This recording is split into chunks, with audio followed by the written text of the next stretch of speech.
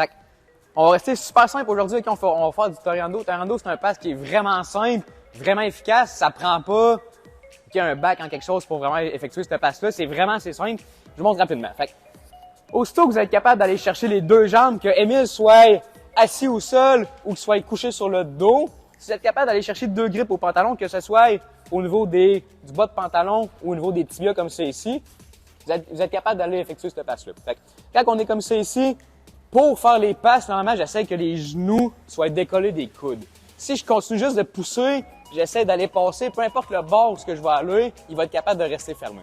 Par contre, si je commence à l'ouvrir un petit peu, même s'il vient se rasseoir, quand je vais commencer à me déplacer, il n'y aura plus le choix de venir commencer à pousser sur moi. Fait que quand je contrôle les pantalons, je me déplace sur le côté, il commence à pousser sur moi, ça vient créer où ce qu'Émile, il n'a pas le choix, puis il n'y a plus d'appui vers l'arrière. Fait que plus je mets du poids, plus ça va le forcer à tomber au sol.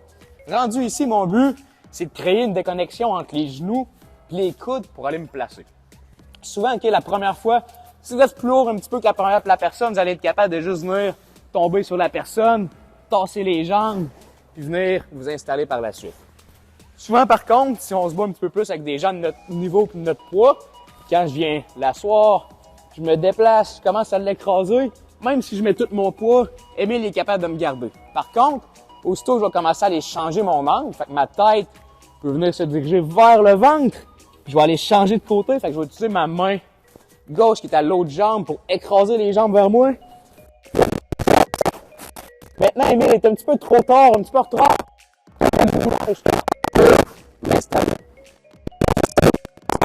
Jambes pour empêcher d'avoir ses pieds au sol. Ses pieds sont au sol. Quand je t'écrasé ici, je vais commencer à faire des ponts, sortir les fesses puis ramener les jambes. Quand je viens m'installer, fait on amène les jambes, je me déplace, j'écrase, il frame, tête au ventre, je me déplace. Rendu ici, quand je commence à tirer les jambes vers moi, ses pieds sont plus au sol, je suis rendu épaule sur lui, je peux venir englober les jambes, maîtriser la position, fait que j'essaie de contrôler. Puis ensuite, juste sécuriser mon passage. Je le refais.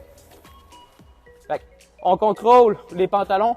S'il est assis comme c'est ici, je peux venir chercher les talons, le coucher. On contrôle les pantalons. Je vais venir le rasseoir. Je me déplace d'un côté. Je le force à venir appuyer sur moi. Maintenant, je veux que son dos est au sol. J'écrase, j'écrase, j'écrase. Je pousse un peu plus. Fait qu'il pousse sur moi. Ma tête veut rentrer entre ça ici. Fait que je vise le centre. Je viens écraser les jambes vers mon côté. Mes jambes restent un petit peu éloignées pour l'empêcher d'aller chercher des hooks avec les jambes. On repousse un peu. Un petit peu plus loin, je me déplace de l'autre côté. Tire les jambes. Je viens enrouler ses jambes. Et maintenant, je peux sécuriser mon pass. Je le refais rapidement. Fait que on contrôle les jambes. 1, 2, tête au ventre. J'écrase les jambes. Je me déplace. Tire. Et je peux sécuriser ensuite. Assez simple. 1, 2, 3.